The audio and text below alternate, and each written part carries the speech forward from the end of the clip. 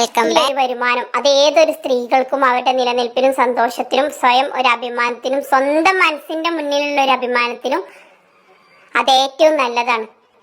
ഏതെല്ലാ രീതിയിലുണ്ട് അതിലേതെങ്കിലൊക്കെ നിങ്ങളെ കൊണ്ട് ഏതാണോ സാധിക്കണേ അത് ചെയ്യാനിപ്പോ ഈ നൈറ്റി അടിക്കണ്ടൊന്നും പറ്റില്ലെങ്കിൽ റെഡിമെയ്ഡ് ആയിട്ടുള്ള ടോപ്പുകൾ പലാസ പാൻറ്റുകൾ അങ്ങനെയൊക്കെ ആയിട്ട് ഹോൾസെയിലിന് എടുത്തിട്ട് കൊടുക്കുന്ന ആളുകളുണ്ട്, ഓൺലൈനായിട്ട് കൊടുക്കുന്ന ആൾക്കാരുണ്ട്. അങ്ങനെയൊക്കെ എന്തെങ്കിലുമൊക്കെ ഒന്ന് നോക്കാം. എന്നാ എന്താണ് ഇനിയിപ്പോ നിങ്ങളെ മക്കൾ എന്തെങ്കിലുമൊക്കെ ഒരു ആവശ്യം ചോദിക്കുമ്പോഴും ഇതുപോലെ മക്കൾക്ക് ഓലത് പറയണ്ട, പുറത്തത്തെ കുട്ടീൻ്റെ അടുത്ത് അതുണ്ട് പറയുമ്പോൾ പോലെ എന്താ പറയുക, നമ്മളെ കഷ്ടപ്പാടൊക്കെ ഇങ്ങനെയുള്ളൊരു ടിപ്പിക്കൽ ഭർത്താവാണെങ്കിൽ പറയുന്നത് നമ്മളെ കഷ്ടപ്പാടൊക്കെ ഓല് പറയണം. ഒരാൾക്ക് കണ്ടു കണിച്ചിട്ട് വാങ്ങാൻ അങ്ങനെ വാങ്ങാൻ നിന്നപ്പോൾ എന്തെല്ലാം വാങ്ങണം. പക്ഷെ മക്കള് എന്താ പറയുക, സിദ്ദീഖ് പറഞ്ഞ പോലെ കൊച്ചുങ്ങൾക്ക് വലുതായ പിന്നെ ഇങ്ങനത്തെ ആഗ്രഹമൊന്നും ഉണ്ടാവില്ല. അപ്പോൾ ഓൾക്ക് വലുതായിട്ടുള്ള ആ മക്കൾക്ക് ഉണ്ടാവും നമുക്ക് എന്തിനു വയ്യ, ഓൾക്കൊക്കെ എന്തെല്ലാം ഉണ്ട്.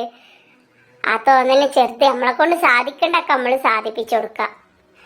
അപ്പം ഈ രണ്ട് രീതിയിലുള്ള ആൾക്കാരാണെങ്കിൽ നിങ്ങളതായിട്ടൊരു സ്വന്തമായിട്ട് വരുമാനം നോക്കുക. ഇനി തുടങ്ങാനൊരു പേടി അതുപോലെ തന്നെ ആവുമെന്ന് വിചാരിച്ചിട്ട് ഇന്ന് കിട്ടണേൻ്റെ പകുതി വിലക്കൊക്കെ അന്ന് ഞങ്ങൾക്ക് ബിറ്റ് കിട്ടീന്. പക്ഷെ ഞങ്ങൾ നിർത്തി, അത്രക്ക് നഷ്ടത്തിലേനി, ഫുള്ള് കടം പോവലേനി. ഇനി തുടങ്ങിയാലും അത് അവസ്ഥ ആവും എന്നുള്ള പേടിയാണ്. പക്ഷെ നിങ്ങളെ വീഡിയോ ഇങ്ങനെ കാണുമ്പോൾ അങ്ങനെ തുടങ്ങാനും ബോധ്യമാവണമെന്ന് പറഞ്ഞിട്ട് കുറേ പേര് ഇങ്ങനെ പറയട്ടെ. അപ്പോൾ 1000 പറയും. ഇങ്ങനെ നിർത്തിയോലാണ് ഇപ്പൊ ഈ വീഡിയോ കണ്ടുകൊടുക്കണമെങ്കിൽ ഓലൊരു കാര്യം മനസ്സിലാക്കുക. ചെറിയ കൈത്തൊഴിൽ മുതൽ ഏത് വലിയ സംഭവമായാലും നമ്മൾ തുടങ്ങുമ്പോൾ തന്നെ ആണ്ട് വിജയിക്കണം എന്നുള്ള വാശി നമ്മൾ ഒരിക്കലും പിടിക്കരുത്. അതൊരിക്കലും ഫലം കിട്ടൂല. പോസിറ്റീവ് മാത്രം മറ്റുള്ളവരെ അറിയാൻ പാടുള്ളൂ, നഷ്ടം ഒരിക്കലും ആരും അറിയാൻ പാടില്ല. നല്ല ലെവലിൽ തന്നെയാണ് നടക്കേണ്ടതെന്ന് പറയാം. പറ്റിച്ചു കാണ്ടുള്ള കച്ചവടമൊന്നും വേണ്ട, ന്യായമായിട്ടുള്ള വില കൊടുക്കുക. പിന്നെ അടിച്ചു കൊടുക്കേണ്ട നല്ല തുണികളാക്കുക, ഉള്ളത് നല്ല വൃത്തിയിൽ അടിച്ചു കൊടുക്കുക. ചെയ്യേണ്ടത് ആത്മാർത്ഥമായിട്ട് ചെയ്യുക, അപ്പം റിസൾട്ട് കാണും. എന്തായാലും നിങ്ങൾ പറയും കടം പോവാണ്, പക്ഷെ കടം പോയാലും നമ്മളാ പൈസ അവിടെ ഉണ്ടാവൂലേ. ഇപ്പം എൻ്റെ അടുത്തൊക്കെ 3 4 എടുക്കണമല്ലോ, എന്താ 2 അടിച്ചു കണ്ട് 2 പൈസ ഇപ്പം തരുള്ളൂ, 2 ഞാൻ പിന്നെ തരുള്ളൂ അറിയും.